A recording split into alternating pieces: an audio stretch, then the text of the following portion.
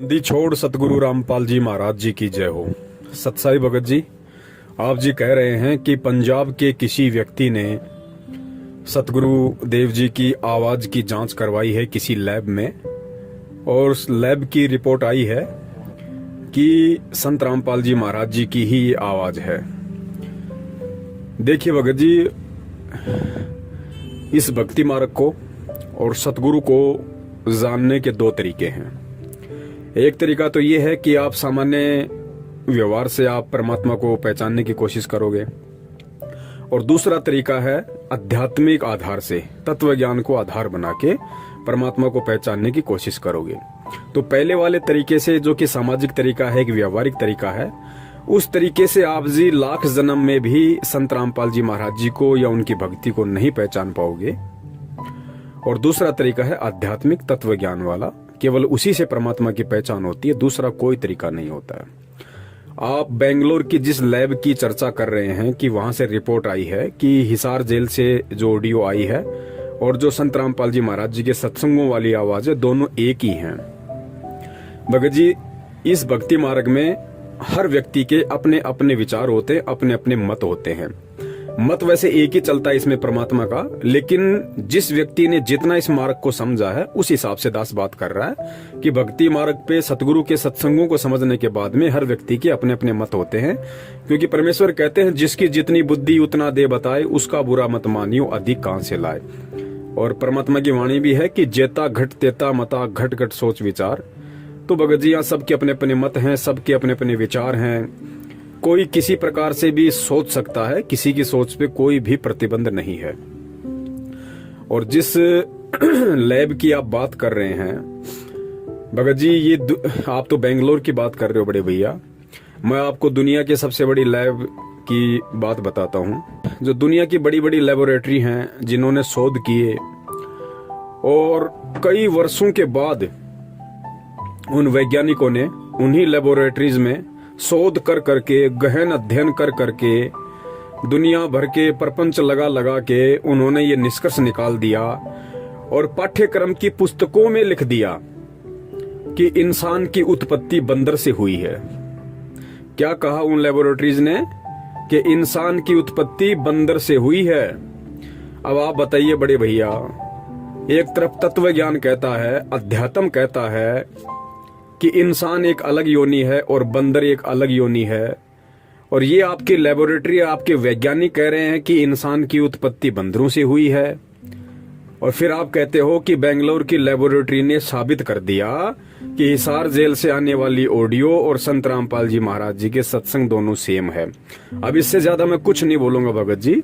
अब आप स्वयं निर्णय कर लेना कि परमात्मा को पहचानने के लिए और सतगुरु को पहचानने के लिए, सतगुरु को पहचानने का मतलब ये नहीं है कि भाई मेरा गुरु 6.5 फीट का है, मेरा गुरु गोरा चिट्टा है, मेरा गुरु ऐसे ऐसे शास्त्र प्रमाणित बातें बताता है, गांव धनाना का है, उनके बाप का नाम नंदलाल जी है, माता जी का नाम इंद्रो देवी है, एक भाई महेंद्र है जो भगोड़ा बन के घूम रहा है।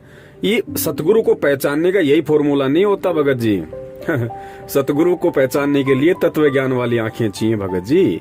बाहर से तो परमात्मा जनमानुष की तरह, एक साधारण इंसान की तरह, एक आम व्यक्ति की तरह, एक सामान्य संत की तरह लीला कर रहा है। इस लीला में तरीके से लाख जन्म में भी आप उसको नहीं पहचान पाओगे। परमात्मा को पहचानना, सतगुरु को पहचानना केवल उनके ज्ञान को आधार बना के, तत्व ज्ञान को आधार बना के ही पहचाना जा सकता है। और ऊपर से विशेष कृपया उस सतगुरु की भी होनी चाहिए। आपके पास अपने पिछले जन्म जन्मांतरों के शुभ भक्ति कर्म भी साथ में होने चाहिए, और वर्तमान में सतगुरु का आशीर्वाद और वर्तमान की भक्ति, जब तक भगत जी ये तीनों चीजें एक साथ नहीं मिलेंगी, सतगुरु को नहीं पहचान सकते। जानने को तो सारी संगत जानती है कि हमारे गुरुजी संत रामपाल जी महाराज जी हैं, लेकिन आपके गुरुजी हैं कौन? आपके गुरुजी हैं कौन? स्वयं कबीर। लेकिन कितने लोग जान पाए इस बात को कि मेरा गुरु स्वयं कबीर है और संत रामपाल जी महाराज जी के रूप में धरती पे प्रकट है? बताइए। अभी कुछ ही दिन पहले की बात है, शायद 2 महीने बीते हैं, सितंबर के महीने में 90% संगत ने उनका जन्मदिन मना दिया। तो बताइए, जानते तो सब थे संत रामपाल जी महाराज जी को, लेकिन पहचाना किसने? पहचाना केवल उन 10% लोगों ने, उन 10% सत्सेवकों ने, जिन्होंने उनका केवल प्रकट दिवस मनाया, जन्मदिन नहीं मनाया। क्योंकि सत्सेवकों को पता था कि ना सतगुरु जननी जने जाके माना बाप, पिंड ब्रह्मंड से रहित है ना वहां तीनों ताप। सतगुरु यदि हम उनको कहते हैं तो सतगुरु कहने से पहले ये दिमाग पे जोर देना चाहिए कि सतगुरु के विषय में कबीर साहब ने कहा कि ना सतगुरु जननी जने, कि जो सतगुरु होगा वो कभी भी माँ के गर्भ से जन्म नहीं लेता। तो या तो उन्हें सतगुरु कहना छोड़ दीजिए, और अगर कोई उन्हें सतगुरु कहता है तो फिर उसको मानना पड़ेगा कि सतगुरु माँ के गर्भ से जन्म नहीं लेता। सतगुरु कभी किसी जननी से जन्म नहीं लेता। अब देखिए भगत जी, यहाँ पे मानना और पहचानना दो बातें हो गई। मान तो 90% लोग रहे कि संत रामपाल जी महाराज जी भगवान हैं, संत रामपाल जी महाराज जी कबीर जी हैं, लेकिन पहचान केवल 10% सत्सेवक ही रहे हैं जिन्होंने उनका प्रकट दिवस मनाया। तो भगत जी, इस प्रकार एक तो व्यवहारिक तरीके से सतगुरु को पहचानना और एक आध्यात्मिक तरीके से सतगुरु को पहचानना, इन दोनों बातों में रात दिन का अंतर है। और सतगुरु की आवाज, परमात्मा की आवाज, कबीर की आवाज को एक लेबोरेटरी बता देगी कि ये कबीर की आवाज है। अरे खुद उनके भगत नहीं पहचान पा रहे जिसे, उनके 90% भगत जो बरसों से उनके चरणों में पड़े हुए हैं, भक्ति कर रहे हैं, जब खुद उनके भगत जो बरसों से साधना कर रहे हैं, उनके सत्संग सुन रहे हैं, उनसे आशीर्वाद ले रहे हैं, इतने प्रमाण देख रहे हैं, उसके बाद जब बरसों से खुद उनके भगत उन्हें नहीं पहचान पा रहे कि मेरा गुरु स्वयं कबीर है और कबीर कभी माँ के गर्भ से जन्म नहीं लेता, तो भगत जी वो लेबोरेटरी वाले, वो दिन में 3 बार शराब पी के जांच करने वाले, वो बीड़ी सिगरेट का सुट्टा लगाने वाले बड़े भैया, वो क्या पहचानेंगे कि ये आवाज उस कबीर की है या किसी और की है। भगत जी, भक्ति मार्ग है, हमें हर पॉइंट पे दृढ़ रहना पड़ेगा, हर पॉइंट पे, क्योंकि विचलित करने के लिए काल सैकड़ों चाल चलेगा। ये इस तरह की हजारों चाल काल चलेगा इस समय विचलित करने के लिए। और परीक्षा सबकी है, परीक्षा मैनेजमेंट के पीछे लगे हुए लोगों की भी चल रही है, परीक्षा हम सत्सेवकों की भी चल रही है। और भगत जी, ये दुनिया के बड़े बड़े महान वैज्ञानिक और बड़ी बड़ी ये महान लेबोरेटरी ये पिछले 8-10 महीनों से दिन रात चक्कर काट रहे हैं। इनके सर में दर्द हो गया, इनके सर्दियों में पसीने टपकने लग रहे हैं। ये आज तक एक उस कोरोना का तो ढंग से टेस्ट कर नहीं पाए, कोरोना की तो ढंग से रिपोर्ट पेश कर नहीं पाए कि वो कैसे फैलता है, क्या होता है, कैसे उसका उपचार होगा, कैसे वो मिटेगा, कैसे खत्म होगा, ये क्या भला है। आज तक उस कोरोना का तो भगत जी आपके साइंटिस्ट जांच कर नहीं पाए। और बात करते हो संत सतगुरु रामपाल जी महाराज जी, खुद पूर्ण परमेश्वर कबीर साहिब जी की आवाज की जांच करने की, पहले कोरोना की जांच तो करके दिखा दे ढंग से लेबोरेटरी। सतगुरु का तो बहुत लास्ट में नंबर है, दुनिया खत्म हो लेगी उस समय तक। तो जब सतगुरु की जांच की बात आएगी ना, अब कौन कर देगा जांच सतगुरु की भाई, बता दीजिए कौन कर देगा? जिसने पूरी दुनिया बनाई, जो सारी दुनिया उस परमात्मा के पैर के अंगूठे के नीचे बैठी है, उसकी जांच कर देगा एक सामान्य प्राणी?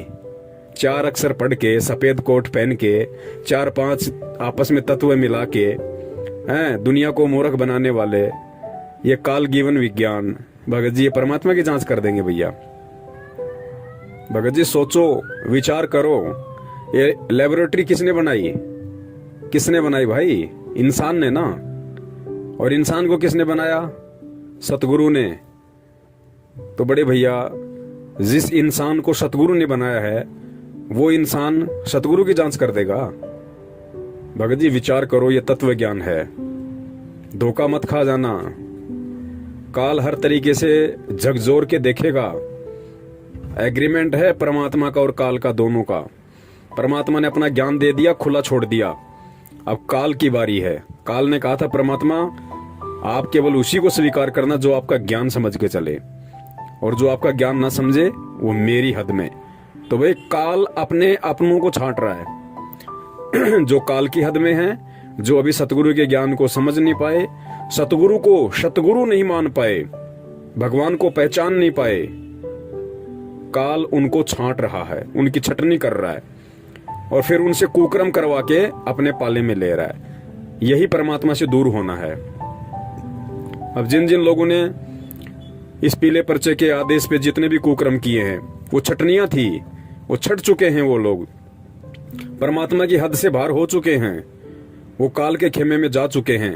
भले ही वो 3 टाइम की आरती करते रहो, भले ही वो मंत्र जाप करते रहो, ये मंत्र जाप, ये आरतियां तो काशी में परीक्षा लेने के बाद 25 साल तक हमने खूब की थी। हो गए पार। तत्व ज्ञान की भक्ति है भगत जी। एडी से चोटी तक पसीना आएगा समझने में कि संत रामपाल जी महाराज कौन है।